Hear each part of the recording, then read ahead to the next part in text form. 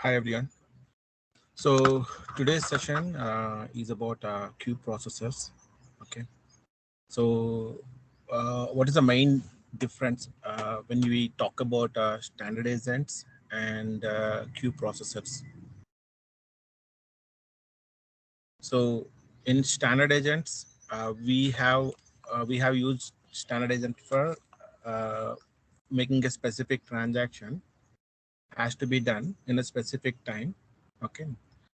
By queuing that particular work object or whatever action we wanted to perform on a record.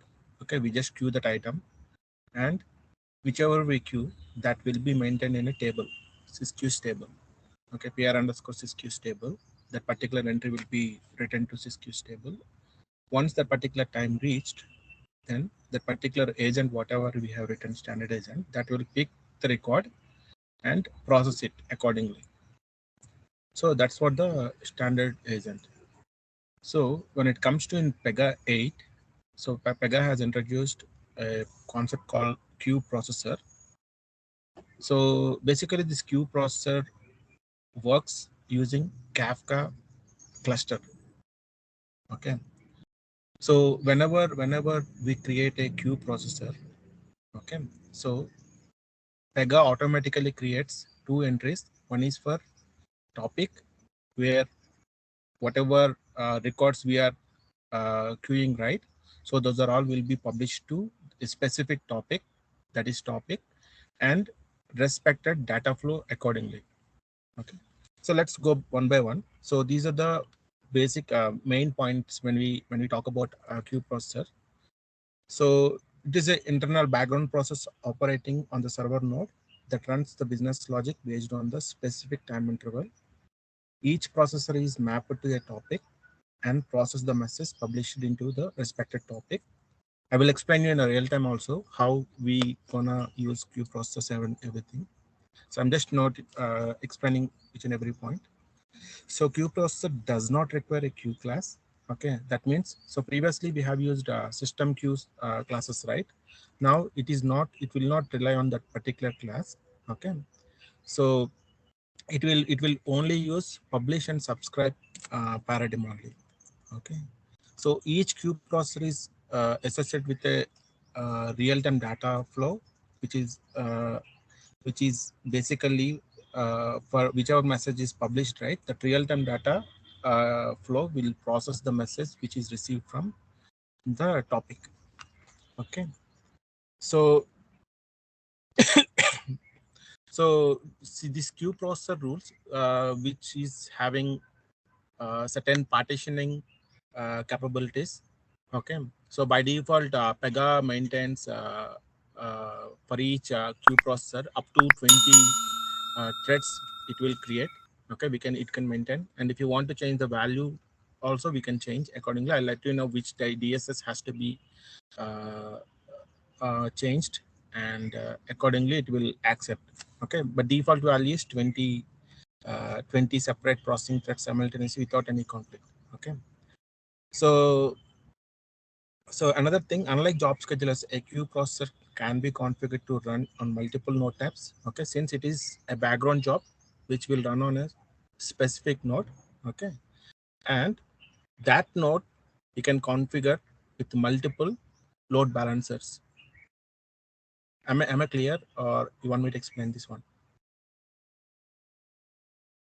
See, each time we create a standard agent, or sorry, advanced agent. Okay, so what Pega does is it will create an agent scheduler, and that agent scheduler can be configured multiple nodes, right? So whichever node we wanted to run, we will make the changes in that particular agent scheduler, which time that particular action to be performed. Okay, we will mention, suppose geographic, suppose I have US, I have India, I have Singapore. Each of them are having their different time zones. Okay, for a specific time, suppose 9 o'clock in the morning, that particular action to be performed for each region. In that case, I have to create three different schedulers. System will create three different schedulers for the geographic based. For all of them, we configure at 9 o'clock in the morning. Okay, so based on the time zone, that particular scheduler will pull the activity and perform the process, that required process to be done. Okay. So coming to this queue processor, which is specific to one node, okay, associated with one node, that can be load balanced with multiple nodes. If you require to handle multiple requests at one time, then it can be load balanced with the multiple nodes. Okay. So all the delayed messages are stored in. So it will be in system message queue processor delayed item. So whenever we created a dedicated queue processor, so it is recommended that you need to configure that particular agent as queue processor as a uh, delayed. So there are two options, right? Immediate and delay. I'll explain you later in the while explaining the rule configurations. Okay. So when you delay a item, then that particular item will be stored in PRC's delayed queue table.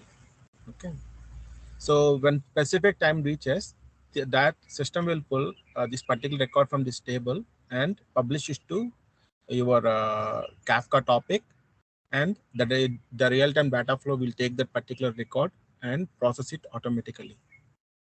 Okay. Suppose if any error occurs during your process, okay, that will be stored into system message queue process uh, queue processor broken item table. So once it is stored, right, so you can requeue it later. Okay, after certain times we specify 3 times or 4 times, or how many times we specify, system will try to retry that particular process. If it all something wrong happened, then it will be stored into this table. And coming to Kafka, so it is a distributing streaming platform used for handling real-time data feeds. Okay. So there are 4 concepts. One is topic, message, publisher, and subscriber.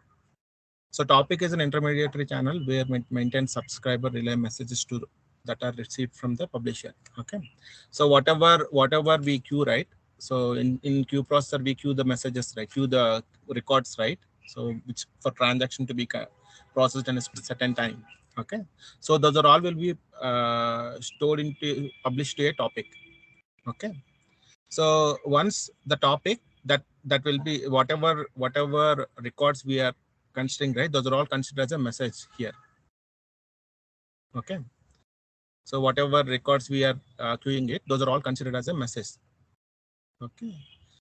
So here published an application that publish the messages to a topic. So as we said, there is a sysqueue delayed items table is there, right? So from there, application will pull the records when time reaches. Okay. And it published to a topic, published to those records to that particular topic. Okay. So subscriber here, data flow, real-time data flow. Okay. Once data is published to queue topic, then the subscriber from our application end, there is a real-time data flow is configured. That data flow will process the messages which are received from topic. And so how to configure queue processor? So queue processor, basically it's a rule async queue processor data instances. Okay. Whenever you create a queue processor from a sysadmin queue processor, so it will create an entry in the rule async sync queue processor class. Okay. In this table, related table, but you should have these 2 privileges. One is for PG queue processor administrator, PG queue processor observer. So what these 2 are? So if you take 7.3.1 applications, assuming, okay, I have applications which are running in 7.3.1, and I just created the Pega environment and just imported the product file of the 7.3.1 application into my 8.x version, Pega 8.x version. In this case, your sysadmin 4 does not have this privilege. Okay. So whenever you try to create a queue processor, create queue processor, you will face some couple of issues. Okay. So always you remember, whenever you are trying to create a queue processor, you should check your roles, whether you have PG queue processor administrator role and PG queue processor observer role is available in your roles or not.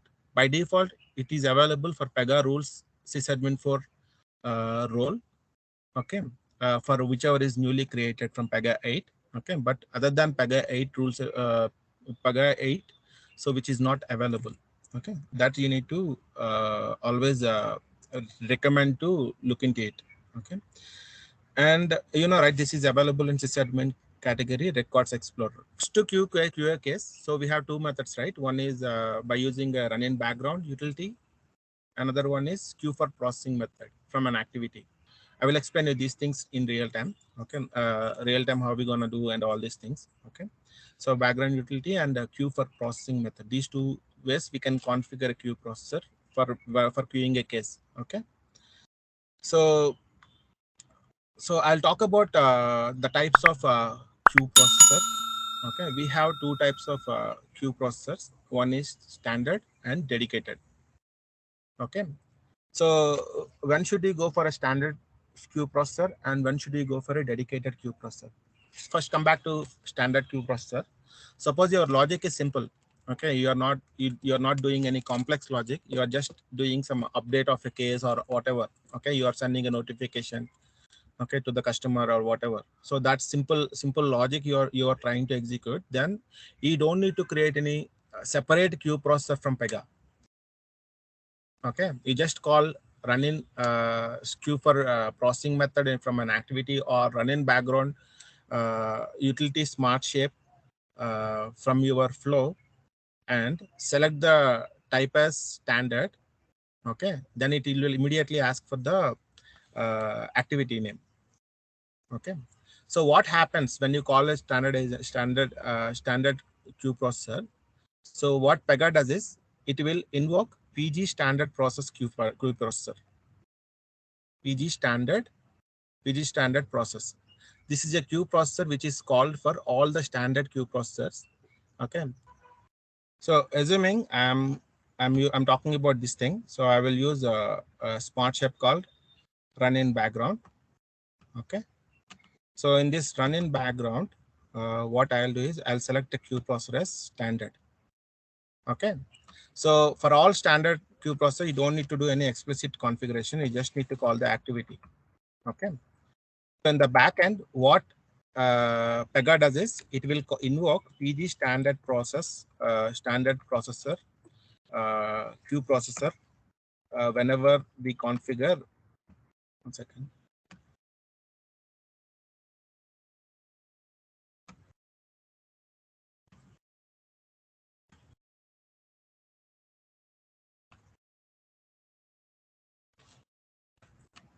So it will call this. It will invoke this PG standard queue processor whenever you call a standard queue processor.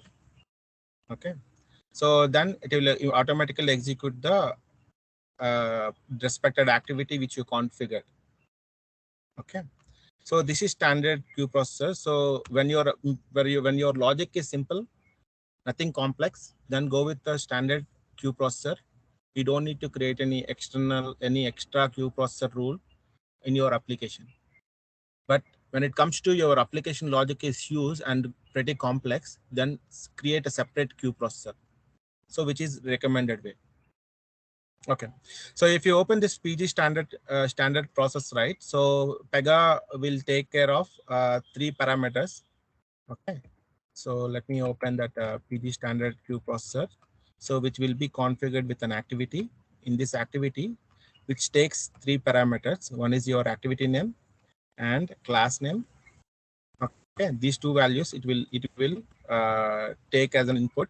So whichever activity you configured in your flow, okay, that activity will be automatically invoked immediately. Okay, so whatever data you queued here, which automatically publish the information to this PG standard process topic, PG standard process topic. So once, because since it is immediate, right? So it immediately process the record whichever is configured. Whenever you are creating a queue processor, okay, what Pega does, it will create a topic, whatever queue processor name you have created, it will create a topic name as same as queue processor name, and also same as data flow. It will also create this with same name. The data flow also gets created. Okay, so in this case, we are using standard queue processor. Then what Pega does, you are queuing a record, you are publishing a message or record to PG standard process. Okay, so that record will be published to PG standard process topic. Then that PG standard process topic is published with a record. Then there is a subscriber real-time data entry data flow, which is PG standard process that will process the record. So that's what happened. And when should we go for a dedicated queue processor? When we have a complex business logic which cannot be satisfied with standard queue processor, then create a separate queue processor and execute it your business logic accordingly. But make sure you remember that whenever you're creating a dedicated queue processor, you should keep, this is the best practice, you should not keep it is immediate. Okay, it's a best practice to keep delayed, because your logic is complex, should not have any impact on your system. Then always it is recommended to keep your when to process to. So whenever you keep it as delayed, then the data will be processed first. Whenever you queue an item, this will be keep it into your delay table. Okay, PR sysqueues delay table. Okay, when that particular time reaches, okay, when that particular time reaches, then this automatically process your record. Okay, so what is dedicated queue processor, which is created by in our application for executing the complex business logics. Okay, when you are configuring dedicated queue processors, then you should remember that you always, it is recommended that you need to keep delayed as a when to process to delayed. So how Pega connected to Apache Kafka? Okay, so whenever you created a, once you deploy the prweb.var file or EAR file into your server folder, so Pega will extract the PR web folder right into your deployments folder. I'm talking about this thing. Basically, we deploy the WAR file into your Tomcat web apps folder, right? So once you deploy the Tomcat web apps folder, deploy the WAR file into Tomcat web apps folder. Once you restarted the server, then it will extract the PR web WAR file into the PR web folder. Okay. Along with that, Pega, what Pega does is it will create two folders for Kafka. One is for Kafka configuration, where Pega will connect to Kafka installation and also Kafka data. So once Pega connected, whatever which is created from Pega as a queue processor, whatever we created in Pega, so those are all will be configured under Kafka data.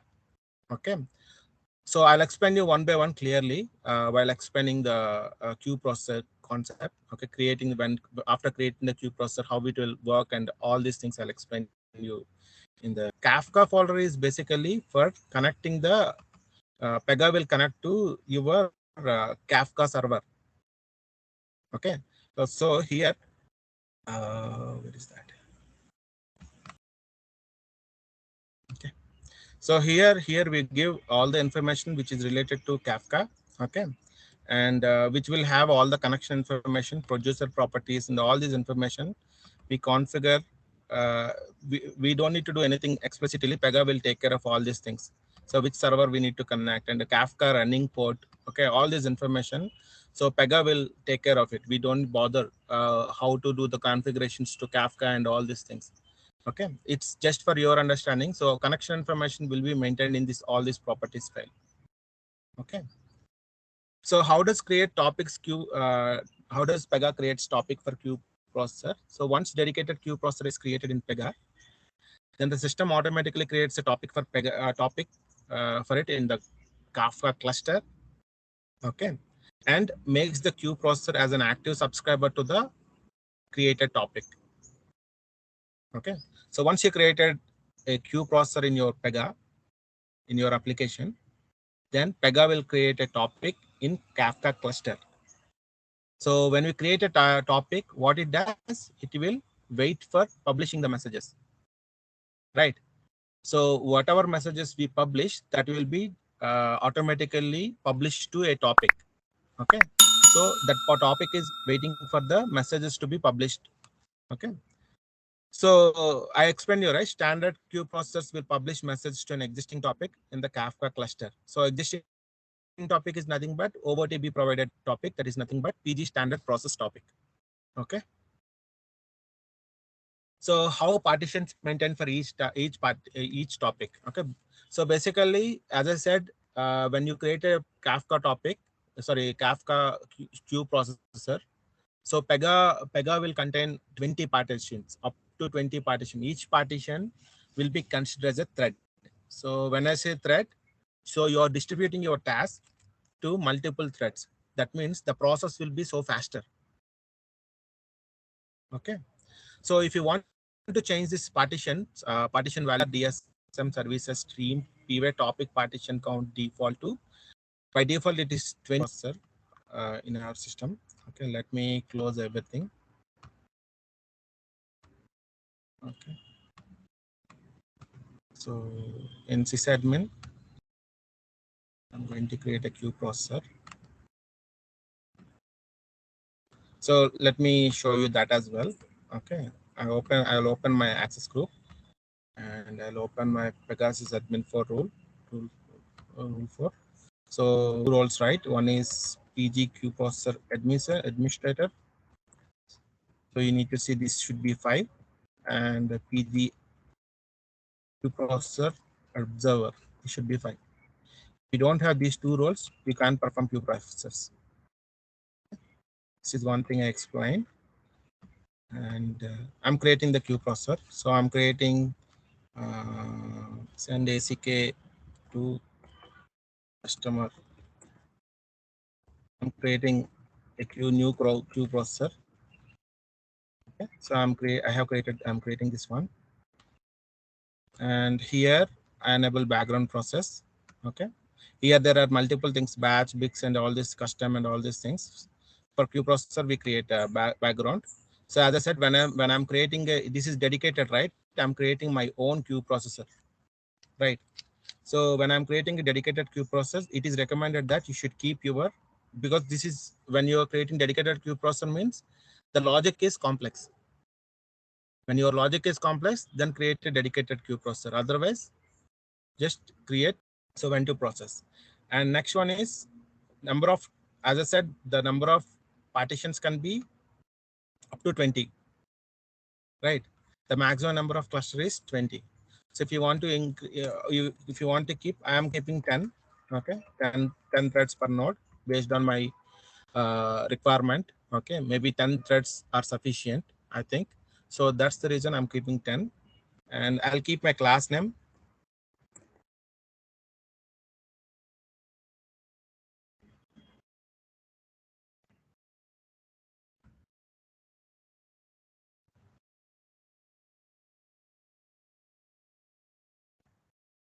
So where you want to create the class, your topic, sorry, where is your activity? That activity I'm configuring. So I'm claim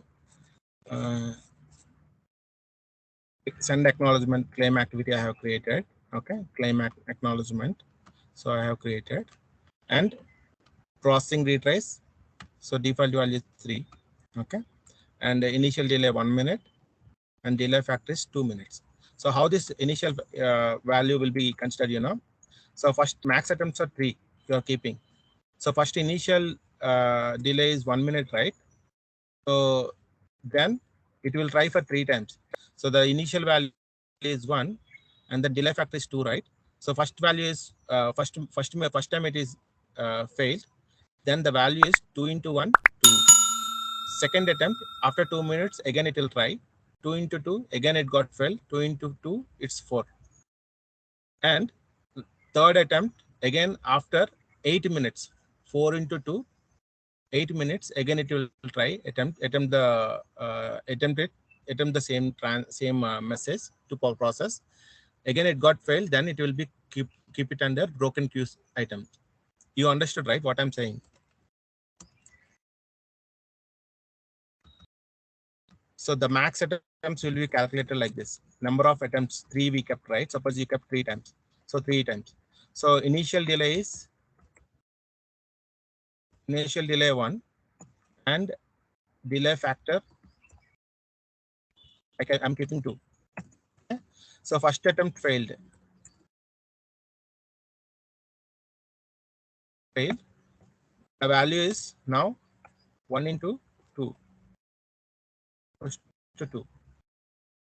Okay? So after 2 minutes, I mean to say 1 means initial delay and 2 is delay factor. Okay. So after 2 minutes, it will again try to process the record, process the message. Okay, again it failed.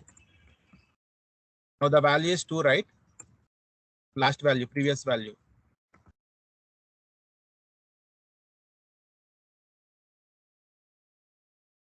Delay factor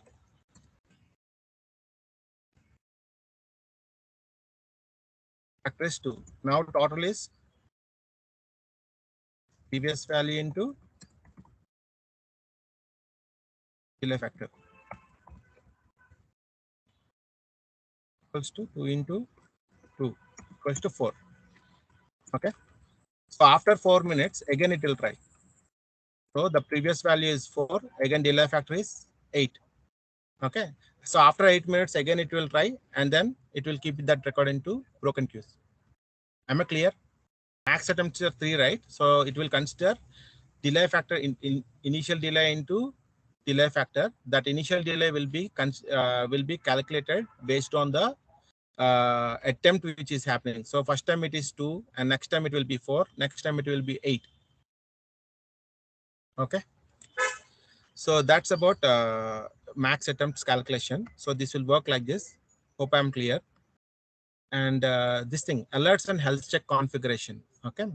So basically, the queue processor will generate an alerts, right? So it's basically Pega 0117 alert. Okay. So whenever you queue processor has any issues, right? So it will generate these alerts, 4202 and all these things. Okay. So at what time that particular alerts to be generated? Suppose your system is not able to handle within 2000 milliseconds. Okay, 2 seconds, I mean to say. Then you can increase this value. Otherwise, system will unnecessarily generate the alerts. You understood, right, what I'm saying? So these things, alerts and health check configuration, we do configurations in it. Okay. Interval after which node with long running queue processor is marked as an unhealthy is restarted. Okay. Suppose there is a queue processor which is running more than 15 minutes or 900 seconds. Okay. So what you are saying is after 900 seconds, if queue processor is not able to process, then restart it. Okay. When to restart the queue processor? For that, we make this configuration. We make the configuration to 900 seconds or whatever, however you want. Okay. And also how many messages should be waiting period. Okay. If more than 5,000 messages are coming and which is in waiting state, then system will throw it will throw a Pega 0117 or 42 or 002 alerts. Okay. So you should configure how many messages should be in a waiting state. So those information should be captured in alerts in this alert and health check configuration. Go and save, right? So remember this name, send acknowledgement to customer. This is my queue processor. When I click save, what Pega does, okay. So it will create an entry in your Tomcat, and I'm using Tomcat right currently. So that's why I'm explaining in Tomcat. If it is JBoss, same folder will be created. So Kafka data, under Kafka data. So whatever I created, so that will create here. See, it created by default 5 partitions. So send acknowledgement to customer. So it created, right? Same with same name, send acknowledgement to customer. Okay, it created 6 partitions now. Okay. So once I created, and when I try to queue, so let me queue a record. Okay. Are you clear, right, till now? So in the Kafka data, each time you create a Kafka queue processor, it will create a folder like this for all your transactions. Suppose in previously I have created one queue processor claim acknowledgement to queue, acknowledgement queue. So which created a folder here, like the same with the same name under your Kafka data folder. So like this in your system, how many queue processors you create, those many folders gets created. Okay. Here is earlier default value is 20, but due to some performance issue, I mean, so many companies going to Pega. So in higher versions, they defaulted it to 6. Same way, I mean, to the this DSS will override into 6 actually in our application. So partitions will now in our application, the partitions are 6 actually for each queue processor. Okay. So so I created a send acknowledgement, right? My dedicated queue processor. Okay. So I'm configuring my dedicated queue processor. So I'm configuring. So basically my requirement is, okay, I'm creating a case, right? Whenever I create a case. Okay. So here I configure like based on the customer type, that particular notification should be sent to the customer. Okay, acknowledgement notification. So for that I configure 3 minutes, 4 minutes, 6 minutes time interval. So based on that, it automatically sends. That information will be captured under this processing time property. So when you're creating a dedicated queue processor, so system will prompt you for entering this processing time, date time processing for when to process that information. So you know, right? Standard means whenever you publish a message, that immediately processed because it is immediate. But when it comes to dedicated, it is always recommended that you need to keep delayed one. Right? When to process should be delayed. Right. So when you're dedicated queue processor when you're using, then processing time would be your date time processing should be maintained as in a property. When to process the date time should be captured somewhere in the property. Okay, what is this? Acknowledgement notification. Okay, map ID to the property. So what I'm doing, once you queue an item, okay, to a queue processor, I wanted to capture that queue processor ID, that queue item ID. So that's the reason I created a property, ACK notification ID, okay, queue ID. So I just captured that information into this particular property. I'll explain you later. I will explain you how it can be. So here I would like to explain about lock using. So there are 3 options. One is primary page. So whatever page I'm trying to queue, that is primary page. Suppose which is not that the key is not there in the property. Okay, key defined on the property. Then you should tell the system where the particular PGNS key is available. Okay, suppose you have a PGNS key of a record, that PGNS key you need to give. Suppose none. Okay, when you keep property as none, right?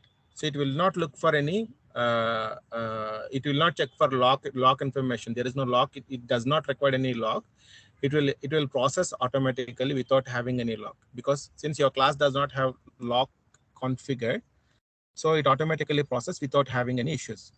Okay, but if basically for our scenarios, we usually go with work object uh, queuing only, right, for processing the records. So this is about this thing. Let me test this scenario, how it works. Okay. So I'm going to create a case.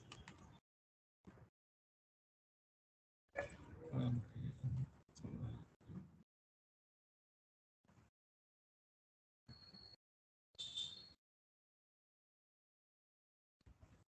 I'm getting gold customer. I'm submitting it. So I save this flow.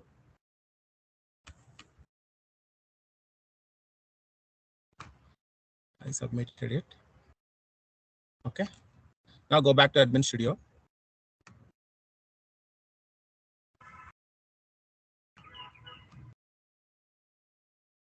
So queue process. So in this, send acknowledgement.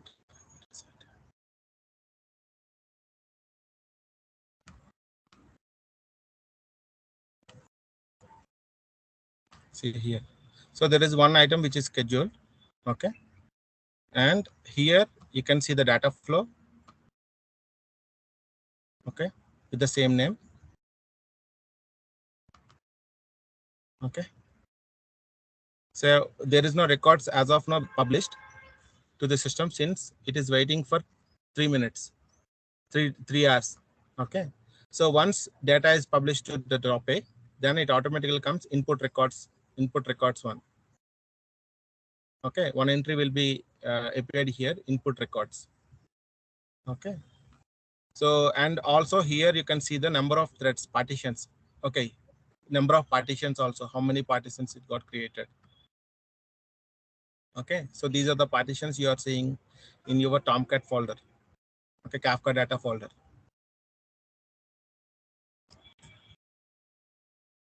Okay. So, so as of now, nothing is running. And this is the node which is configured as part of it. Okay. So this is the data. So if you want to trace a queue processor, you can come here and trace here. Okay. So am I any clarifications on it? And here I will show you the next thing. I'm capturing the QID, right? So I will tell you, I will show you that QID as well. So I'm creating acknowledgement notification ID. So QID. So you can come back to here and whichever is queued item, right? Come back to there, open it and search for it. So this is the QID which is holding your work object information, which is holded by this particular queue item. Okay, which is still in queue mode only. Once it is processed, then this will be removed from here. Okay, so how I made that configuration under your run in background dedicator. Here I'm capturing the node ID, the particular queue ID. Okay, so another way, so run in background, we have used utility shape run in background. So what about I created an activity where I'm calling a method called queue for processing. In this queue for processing, we have standard and dedicated. So if it is standard, it will ask for the activity only. Then it will automatically invoke queue processor called PG standard process queue processor, and it will publish the this particular queue item to the PG standard process topic, and the PG standard process data flow will subscribe that message and process it. So that's what happened in the backend. So when it comes to dedicated, it will ask for your queue processor, okay, and the processing time. So what is this date to date? I shown you right in the background utility. So same it will ask, and this locking mechanism. So here one change also you can do using this activity. One another thing you can do. Suppose you were in for primary key defined pages, this particular field is available. That is nothing but queue immediately. Okay. So when this particular checkbox queue current snapshot of page, okay, current snapshot of page means, so it will not look for your PJ dynasty or what. Okay, it will take direct snapshot from DB.